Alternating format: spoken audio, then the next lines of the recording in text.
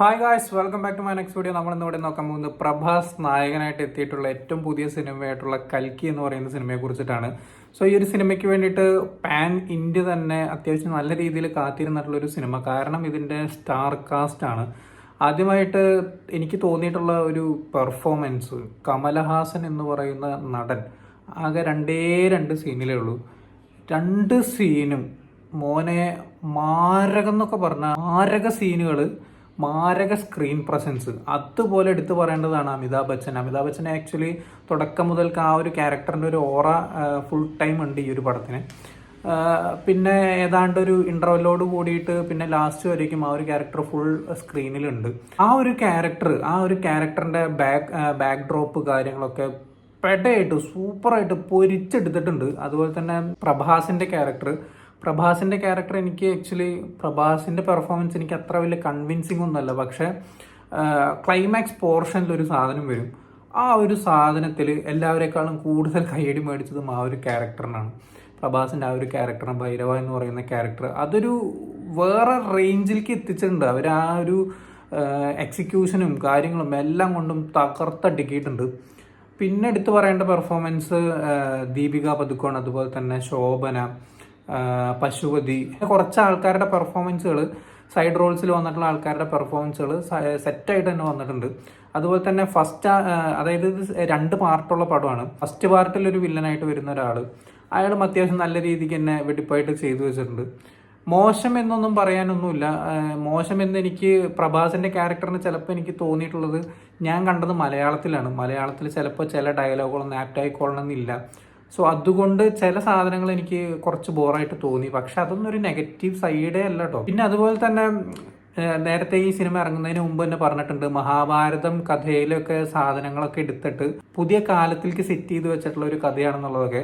അതൊക്കെ മിക്സ് ചെയ്ത് ബ്ലെൻഡ് ചെയ്ത് വന്നിട്ടുള്ള രീതിയൊക്കെ, ആ ഒരു റൈറ്റിംഗ് മികവുണ്ടല്ലോ, വേൾഡ് ക്ലാസ് ആണ്. എനിക്ക് ഭയങ്കര രീതിയിൽ ഇഷ്ടപ്പെട്ടു. അതുപോലെ തന്നെ പടത്തിന്റെ മേക്കിംഗ്, അതായത് വെറുതെ 4 പാട്ട് 4 ഇടി അങ്ങനത്തെ പരിപാടികളൊന്നുമല്ല. എന്താണോ വേണ്ടത് വളരെ സബ്റ്റിലായിട്ട് വളരെ കൃത്യമായിട്ട് ചേർത്തുകൊണ്ടാണ് ഈ ഒരു സിനിമ ഫ്രണ്ടിലേക്ക് പോകുന്നത്. അതായത് ഒരു എന്താ പറയുക, ഒരു ഹോളിവുഡ് ലെവല് പടങ്ങളൊക്കെ കാണുന്ന അതേ ഫീല് നിങ്ങൾക്ക് ഈ ഒരു പടം കാണുമ്പോൾ കിട്ടും. ചില സിനിമകൾ കാണുമ്പോൾ നിങ്ങൾക്ക് തോന്നും ഇതിന്റെ ബാക്ക്ഗ്രൗണ്ട് സ്കോർ എൻ്റെ അമ്മ അടിപൊളി, പക്ഷെ പടം അതിനനുസരിച്ച് എത്തിയില്ല.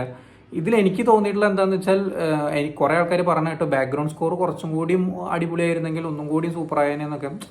ചിലപ്പോൾ മേ ബി ആവാം. എൻ്റെ ഒരു ടേസ്റ്റ് എനിക്ക് തോന്നിയിട്ടുള്ള എന്താണെന്ന് വെച്ചാൽ, പടത്തിൻ്റെ ആ ഒരു റേഞ്ചിനനുസരിച്ചിട്ട് തന്നെ ബാക്ക്ഗ്രൗണ്ട് സ്കോറും അതുപോലെ തന്നെ ഫ്രണ്ടിലേക്ക് വേണ്ടു. കാരണം ഒന്നങ്ങോട്ട് മുഴച്ച് നിന്ന് കഴിഞ്ഞാൽ നമ്മുടെ ഫുൾ കോൺസെൻട്രേഷൻ ആ ഒരു BGM മുകളിലായി പോകും. ചില സിനിമകൾക്ക് അങ്ങനെ ഒരു പ്രശ്നമുണ്ട്. സോ അതുകൊണ്ട് തന്നെ എനിക്ക് ആ ഒരു സൈഡ്, സന്തോഷ് നാരായണൻ ചെയ്തിട്ടുള്ള ആ ഒരു സൈഡ് നല്ല രീതിക്ക് തന്നെ ഇഷ്ടപ്പെട്ടിട്ടുണ്ട്. വേറൊരു ക്യാരക്ടറാണ് അതിൽ ബുജി എന്ന് പറയുന്ന ഒരു പ്രഭാസിന്റെ കാർ എന്ന ആ ഒരു ക്യാരക്ടർ, അതും ഗംഭീരമായിട്ട് അത് എക്സിക്യൂട്ട് ചെയ്തിട്ടുണ്ട് ആ ഒരു സംഭവം. പിന്നെ ഈ ഒരു സിനിമയുടെ വേൾഡ് ബിൽഡിങ്ങിനെ കുറിച്ചിട്ടാണ് പറയാനുള്ളത്. മോഡേൺ കാശിയിലാണ് ഈ ഒരു പരിപാടി നടക്കുന്നത്. ഈ ഒരു പടത്തിന്റെ ഫസ്റ്റ് ഹാഫ് എന്ന് പറയുന്ന ആദ്യത്തെ 1.5 മണിക്കൂറിൽ 1 മണിക്കൂറൊക്കെ കഴിയുമ്പോഴത്തേക്കും ഫുള്ള് നമ്മൾ ആ ഒരു വേൾഡിൽ എത്തിയൊരു ഫീല് നമുക്ക് കിട്ടുന്നുണ്ട്. കാരണം ആ ഒരു വേൾഡിനുള്ളിൽ നടക്കുന്ന സാധാരണഗതിയിൽ നടക്കുന്ന കാര്യങ്ങൾ, അങ്ങനത്തെ കുറേ സാധനങ്ങളുണ്ടല്ലോ, അതിലേക്കൊക്കെ വളരെ ഇൻഡെപ്തായിട്ട് ഇറങ്ങിപ്പോയി നമ്മൾ ആ ഒരു സംഭവത്തിനുള്ളിലേക്ക് ആവുന്നുണ്ട്. ഇനിയിപ്പോൾ വളരെ കൃത്യമായിട്ട് പറയണമെന്നുണ്ടെങ്കിൽ ആർക്കെയിൻ എന്ന് പറയുന്ന ഒരു സീരീസ് ഉണ്ട്, അനിമേറ്റഡ് സീരീസ് ഉണ്ട്. അത് കണ്ടിട്ടുള്ളവർക്ക് ആ ഒരു സീരീസിനുള്ളിലേക്ക് നിങ്ങൾ എങ്ങനെ പോയോ അതുപോലെ തന്നെ ഈ ഒരു സിനിമയ്ക്കുള്ളിലേക്ക് നിങ്ങൾക്ക് പോകാൻ പറ്റും. കാരണം അത് ഏതാണ്ട് അതുപോലത്തെ ഒരു ടെറൈനാണ് ഈ സിനിമയ്ക്കകത്ത് വന്നിട്ടുള്ളത്. എനിക്ക് അങ്ങനെയാണ് പേഴ്സണലി തോന്നിയിട്ടുള്ളത്.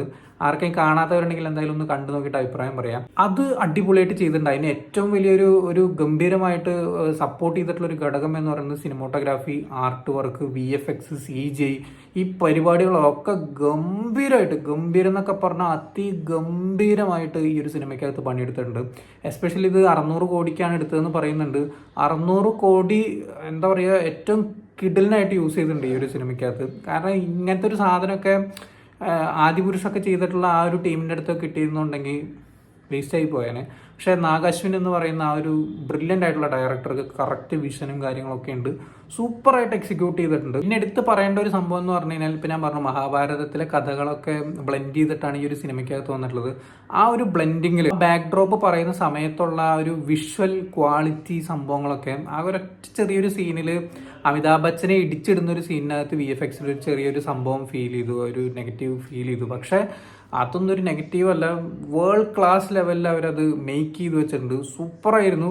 ഇങ്ങനെയൊക്കെ ഒരു മഹാഭാരതം അല്ലെങ്കിൽ രാമായണമൊക്കെ എടുത്തിരുന്നുണ്ടെങ്കിൽ ഒരു റേഞ്ചിലേക്ക് എത്തേണ്ട പരിപാടിയാണ്. കാരണം അത്രയും ബ്രില്യൻ്റ് ആയിട്ട് സംഭവം എടുത്തു വന്നിട്ടുണ്ട്. പിന്നെ ടൈറ്റിൽ കാർഡൊക്കെ എഴുതി കാണിക്കുന്ന സമയത്ത്, കാർഡ്സ് എഴുതി കാണിക്കുന്ന സമയത്ത് തന്നെ ആ ഒരു ആനിമേഷനിൽ തന്നെ കുറേ കാര്യങ്ങൾ പറഞ്ഞു പോകുന്നുണ്ട്. മഹാഭാരതത്തിൻ്റെ ഒരു ചെറിയൊരു ത്രെഡൊക്കെ പറഞ്ഞു പോകുന്നുണ്ട് ആ ഒരു സംഭവത്തിൽ. അതൊക്കെ വളരെ ബ്രില്യൻ്റ് ആയിട്ട് യൂസ് ചെയ്തിട്ടുണ്ട്. അതെനിക്ക് ഭയങ്കര രീതിയിൽ ഇഷ്ടപ്പെട്ടു. അത് നിങ്ങൾക്ക് പടം കാണുമ്പോൾ മനസ്സിലാവും. എൻ്റെ അമ്മ അത് വേറൊരു റേഞ്ചിലേക്ക് അവർ ചെയ്തു വെച്ചു എന്നുള്ളതാണ്. എനിവേ സൂപ്പറായിട്ടുണ്ട്. സ്റ്റോറി ലൈൻ ഇപ്പം നിങ്ങൾക്ക് എന്താ പറയുക, ഒരുപാട് അത് കണ്ടു തുടങ്ങുമ്പോൾ തന്നെ നിങ്ങൾക്ക് മനസ്സിലാവും. അത് അവർ ആദ്യം തന്നെ പറയുന്നുണ്ട് എന്താണ് സ്റ്റോറി ലൈൻ എന്നുള്ളതൊക്കെ നിങ്ങൾക്ക് കാണുമ്പോൾ മനസ്സിലാവും. പക്ഷെ അതിൻ്റെ എക്സിക്യൂഷൻ, ഏത് തരത്തിൽ കഥ നീങ്ങുന്നു എന്നുള്ളതൊക്കെയാണ് ഈ ഒരു സിനിമയെ പിടിച്ചിരുത്തുന്ന ഘടകം എന്ന് പറയുന്നത്. ചില സമയത്ത് സ്ലോ ഡൗൺ ആവുന്നുണ്ട് പടം, പക്ഷെ അതിനൊക്കെ പിക്ക് ചെയ്തുകൊണ്ട് സെക്കൻഡ് ഹാഫ് ഫുള്ളൊരു എൻഡ് ഗെയിം മോഡൽ, ഒരു അടി കാര്യങ്ങളൊക്കെ, പൊരിഞ്ഞടി കാര്യങ്ങളൊക്കെ വരുന്നുണ്ട്. ആകെ മൂന്ന് ആക്ഷൻ സീക്വൻസ് ആണുള്ളത്. ആ 3 ആക്ഷൻ സീക്വൻസിലും ഇവർ പൊട്ടിച്ചിരിക്കുന്ന പൈസ ചില്ലറയൊന്നുമല്ല. കാരണം അമ്മാതിരി VFX കാര്യങ്ങളൊക്കെ കൊണ്ടുവന്നിട്ടുണ്ട്. എല്ലാവരും എല്ലാ ആ ഒരു ക്രൂ ടീം എല്ലാം പൊരിച്ചടുക്കിയിട്ടുണ്ട് ഈ ഒരു സിനിമയ്ക്ക് വേണ്ടിയിട്ട്. നല്ലൊരു വിഷ്വലുള്ള, നല്ലൊരു സൗണ്ട് ക്വാളിറ്റി ഉള്ള തിയേറ്ററിനകത്ത് പോയിട്ട് പടം കാണാൻ ശ്രമിക്കുക. പടം കാണാത്തവരുണ്ടെങ്കിൽ തീർച്ചയായിട്ടും സിനിമ തിയേറ്ററിൽ തന്നെ പോയി കാണാൻ ശ്രമിക്കുക. സോ നിങ്ങൾ ഈ ഒരു സിനിമ കണ്ടിട്ടുള്ളവരാണെങ്കിൽ എന്താണ് നിങ്ങളുടെ അഭിപ്രായം എന്നുള്ളത് താഴെ കമന്റ് ബോക്സിൽ രേഖപ്പെടുത്താം. സോ വീഡിയോ ഇഷ്ടപ്പെട്ടെന്നായിരുന്നു. ഇഷ്ടപ്പെട്ട ലൈക്ക് ചെയ്യുക, ഷെയർ ചെയ്യുക, കമന്റ് ചെയ്യുക, ചാനൽ സബ്സ്ക്രൈബ് ചെയ്യുന്നവരെ മറക്കാതിരിക്കുക. See you in the next video guys.